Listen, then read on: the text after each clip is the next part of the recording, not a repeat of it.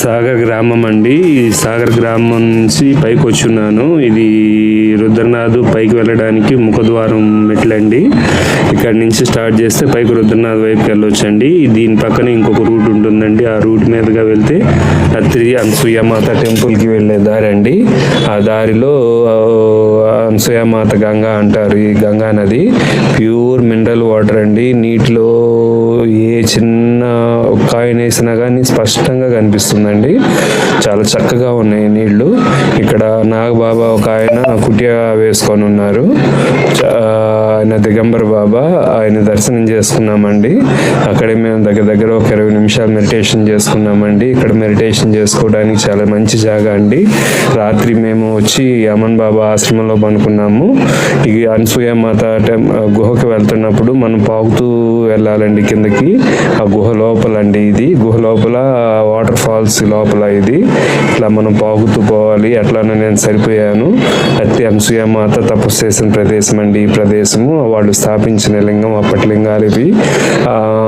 తర్వాత జలపాతం గుహ నుంచి బయటకు వచ్చిన తర్వాత ఈ ప్రదేశం అండి. ఇక్కడంతా ప్రకృతి రమణీయత చాలా చక్కగా ఉంటుందండి. ఈ దత్తాత్రేయులు వారు ఇక్కడే పుట్టారండి. ఇక్కడి నుంచి మనకి రుద్రనాథ్ వెళ్ళడానికి కూడా ఇటు నుంచి కూడా ఒక దారి ఉందండి. రుద్రనాథ్ వెళ్ళడానికి మొత్తం 5 దారులు ఉన్నాయి. అందులో ఎక్కడి నుంచి ఒక దారి ఉందండి. ఇది వచ్చేసరికి దత్తాత్రేయులు వారు పుట్టిన ప్రదేశం అండి. అక్కడ మేము చక్కగా మెడిటేషన్ చేసుకున్నాం, పూజ చేసుకోగలిగాం. ఇది అనసూయమాత టెంపుల్ అండి. ఈ చాలా బాగుందండి. లోపల ఎంతో ప్రశాంతంగా ఉందండి. అప్పుడు పురాతన కాలం నాడు కట్టిన గుళ్ళు అండి. ఇది అప్పుడు రాజులు గణపతిని ప్రతిష్ఠ చేసిన గణపతి అండి. ఇది వచ్చేసరికి అనసూయమాత గంగా అండి. ప్యూర్ మినరల్ వాటర్ అండి. ప్రకృతి రమణీయతకు పెట్టింది పేరండి. అమన్ బాబా ఆశ్రమంలో రాత్రిపూట మేము చక్కగా చాలా మంచిగా స్టే చేసామండి. మంచి రోటీ తిన్నామండి. రాముల వారి పూజ చాలా చక్కగా చేసుకున్నామండి. ఈ 12 జ్యోతిర్లింగాలు, లోపల సాలిగ్రామాలు ఇవన్నీ ఉన్నాయండి. చాలా బాగా చూసుకున్నారు అమన్ బాబా గారు. మేము ఈ అడవి మార్గం గుండా వచ్చామండి. ఇది వచ్చేసరికి బాలా త్రిపుర సుందరి అమ్మవారు తుంగనాథ్ కింద కుటియా అండి. కుటియా ఇది అప్పుడు పురాది త్రేతకాలం నాటి గణపతి అండి. గణపతి ఇది వచ్చేసరికి దత్తాత్రేయులు వారు జన్మించినప్పుడు చెట్టు అని చెప్తారు.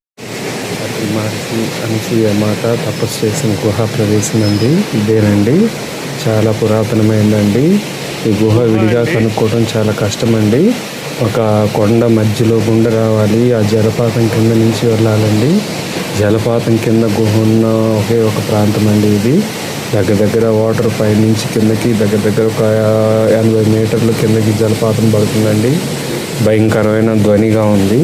ఆ ధ్వని వినడానికి చాలా భయంకరంగా ఉందండి. స్వచ్ఛమైన మినరల్ వాటర్ అండి. పైన హిమానదాలు కరిగి కిందకి వాటర్ జాలువారుతుందండి. ఇది వచ్చేసరికి ఇక్కడి నుంచి రుద్రనాథ్ కూడా దారి ఉందండి. చాలా మంచి దారి. కొంచెం లావు మనుషులైనా కానీ ఆ గుహలో పట్టడం కష్టమండి. చాలా సన్నగా ఉన్న వాళ్ళు మాత్రమే వెళ్ళగలుగుతారు. ఇక్కడ మండల్ నుంచి మనం ఇక్కడికి దగ్గర ఒక 15 కిలోమీటర్లు రావాలండి. 15 కిలోమీటర్లు ఇక్కడి నుంచి 18 కిలోమీటర్లు పైకి ఎక్కితే రుద్రనాథ్కి చేరుకుంటామండి.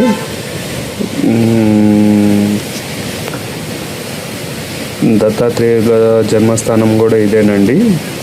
మేము ఈ మండల్ చూసుకొని రాత్రి అమన్ బాబా ఆశ్రమంలో ఉన్నాము. అమన్ బాబా ఆశ్రమం నుంచి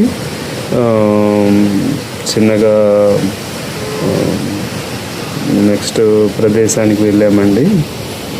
ఇక్కడ ప్రకృతి రమణీయత ఎంతో చక్కగా ఆహ్లాదంగా చాలా బాగుందండి. పచ్చని చెట్లు, చల్లగా